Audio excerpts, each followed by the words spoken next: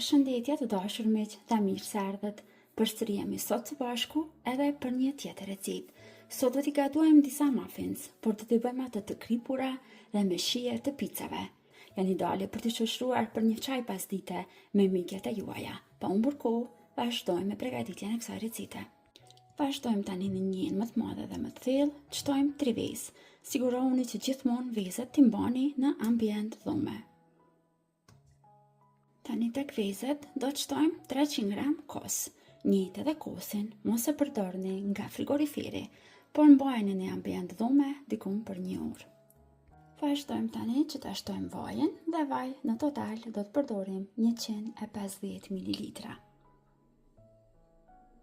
Dhe tani vazhdojmë që t'i përzijmë mirë, derisa të sigurohemi që të gjitha produktet që i kemi shtuar brenda të lidhen dhe të bëhen bashkë.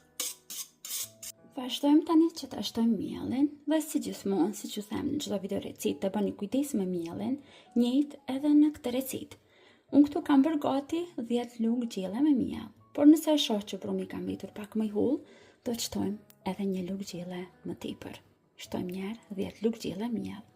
Vazhdojmë që të shtojmë tani një pako pluhur për pjekje ose fryrës për ëmbëlsira 10 gram. 1 lugë çaj me kryp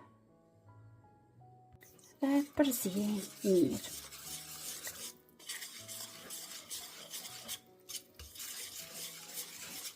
E brumin e kemi gati. Kjo është densija e brumit, cilën duhet që ta fitojmë, dhe 10 lugë gjelle miell ishin mjaftueshëm për ta formuar këtë brum. E tani për t'ia dhënë shijen e picës, duhet që brenda t'ju shtojmë edhe djath kashkavall. Shumica nga ju gjithmonë më pyetni për llojin e djathit, të cilën unë e përdor gjatë gatimeve të mia. Zakonisht është ky që e përdor më së shumti, pra është kashkavall i përzier nga banar. Vazhdojmë tani 100 gram djath kashkavall i bëjmë në rinde.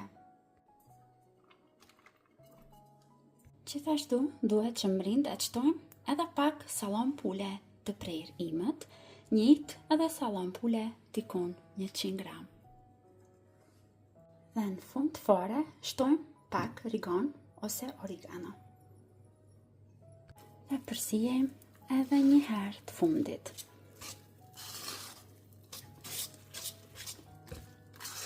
Tani marrim një tepsi në forma të muffinsave, por ju nëse keni dëshirë mund ta pjekni edhe në një tepsi më të madhe, duke e bërë atë si një tortë të kripur, por unë sot kam vendosur që ta bëj në formë të muffinsave.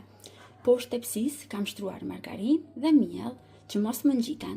Mund të përdorni edhe letra për pjekje, por mua më pëlqen më mirë kur i bëj në këtë mënyrë. Vazhdojmë tani që t'i mbushim.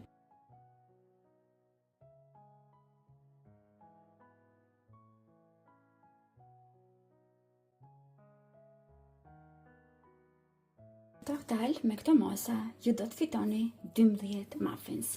Dhe tani para se t'i pjekim, sipër do të vazhdoj që t'ju shtoj pak susam, për t'i bërë ato akoma më të shijshme.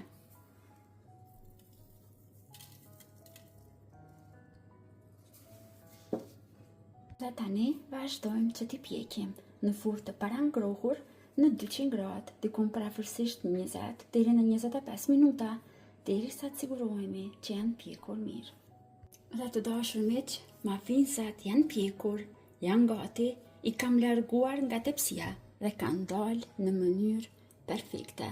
Shpresoj që t'i provoni edhe ju, t'i gatuani dhe t'i shijoni me më të dashurit e juaj. Unë do të vazhdoj që t'i shoqëroj me një çaj për një pasdite të këndshme me disa miqet e mia. Deri në video recetat e radhës, mbeteni të përshëndetur nga unë.